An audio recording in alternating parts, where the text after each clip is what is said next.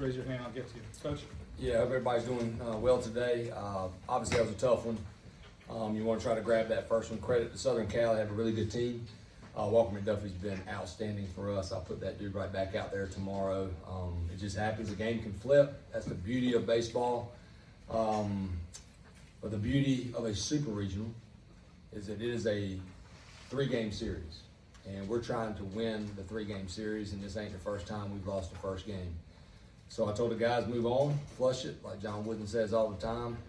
We're gonna wake up tomorrow, we're gonna make it our masterpiece. We're not gonna talk about what happened, woulda, shoulda, coulda.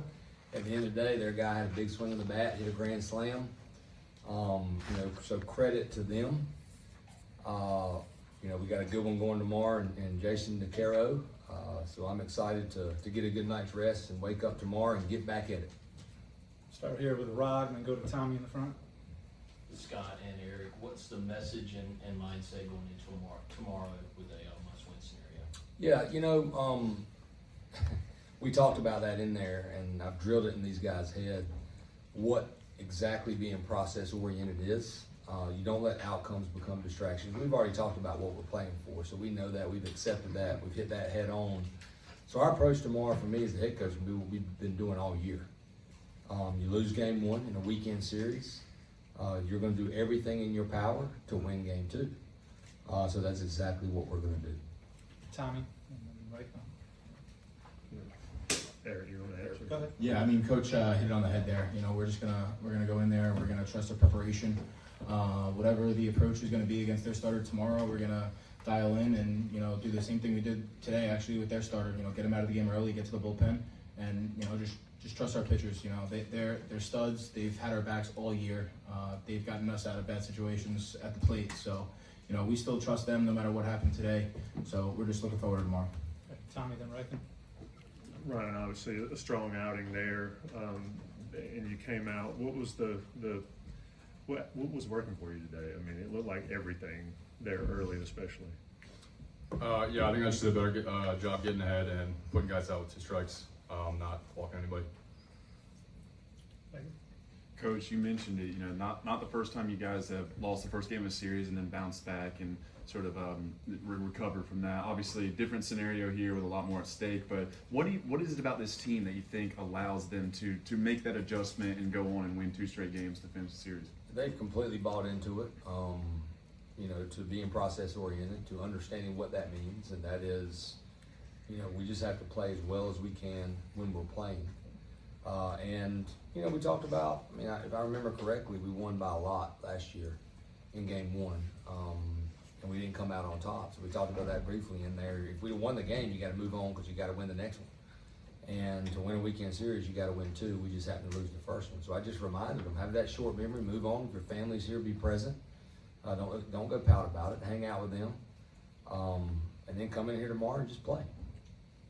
Grace. Ryan, you were able to use your slider for a strikeout in that first inning and then use it more the more you went through the lineup. How were you able to use that pitch as a weapon today, especially to limit those 3-2 counts? Yeah, it was just definitely a better day. Wasn't quite as wild with it, and it was pretty consistent. So, I just tried my best to use it, put guys away quicker than last time. Aaron, right. Go ahead. I guess for you, Coach, and maybe for you too, Eric. I mean, you guys were just grinding out at bats, for 5 innings, like deep counts, and like really making them work. And right after that grand slam, it seemed like 3 quick innings. Did you see anything change? Did you feel anything change? Maybe just in the offensive flow. I definitely felt the momentum change, but I didn't feel our guys changing. Credit to their pitchers. They threw the ball well. They were throwing strikes. You got to beat them. I thought we hit some balls really hard. I thought we had some good at-bats. I feel like our position players moved on pretty quick, and we just didn't find any grass or any holes. We still moved the ball, not many strikeouts. So really, anytime that happens, you got to get up off the mat, because you just got smoked on the mat with a grand slam with 2 outs, and you're down by 1. You've been in control the whole game.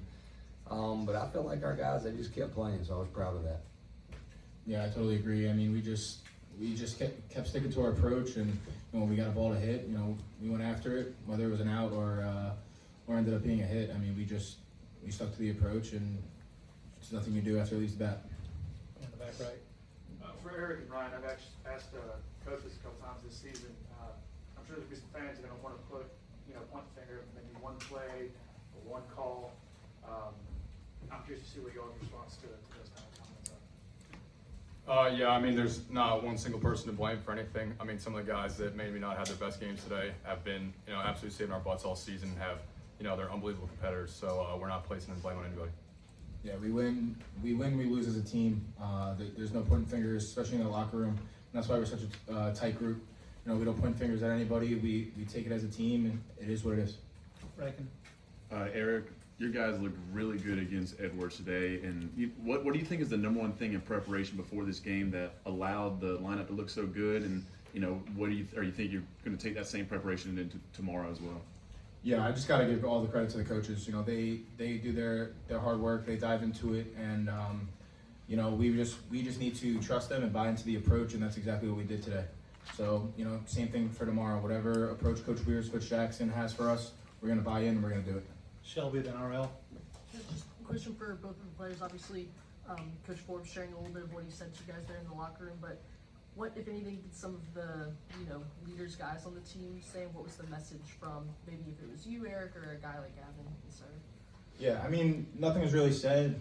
Everyone kind of just understands that we just have to, let today go and focus on tomorrow. A lot of people's families are here. We're going to go spend time with our families and then get a good night's rest and lock in for tomorrow. Yeah, I mean, even though we had a tough inning, we're just trying to keep fighting and stay on it and not let that defeat us. RL. Eric and Scott, what was it about Andrew Johnson that made it so hard for you guys to get anything going against him until the ninth? I mean, he's good. He mixes. He's got a lot of ride on his fastball. He's got 2 off-speed pitches he can keep you at bay with. But again, that last inning we stumped some balls pretty hard and we didn't have anything to show for it. So I was honestly, that starter, that guy's good and he can strike you out. And we saw that. So we leave the bases loaded, and that's just how our team is. They move on quickly and we still find a way to score. We get him to throw 77 pitches. Andrew, he just had it going. It was a battle of bullpens, and they won that battle today. Yeah, he did a good job just staying in the zone. But give credit to our hitters. We hit a lot of balls hard, and we're going to keep doing it tomorrow. Time for a couple more. Grace. Coach, what went into the decision to pull Lynch and then go to McDuffie at that point? Yeah, he was up there getting into the 90s. Walker's been so good out of the bullpen in those situations all season. And he's also been really good against left-handed hitters. Well, he's been good against lefties and righties, but really good with the changeup and the mix against lefties. He threw a good 3-2 slider. Obviously, he didn't get it. He just hung the slider. So the decision, what went into it was a no-brainer, in my opinion. He had given up a home run to that hitter, and I just felt like he had done his job, and our bullpen was going to do their job. Anybody else? Reckon, last one. Coach, with them kind of putting their chips on the table and throwing Andrew Johnson out there, do you feel like you sort of have a bullpen advantage with Glauber still out and McDuffie only threw 20 today? Yeah, I mean, I always like our bullpen. Anytime you no matter what, you go get game 1. That's exactly what they did.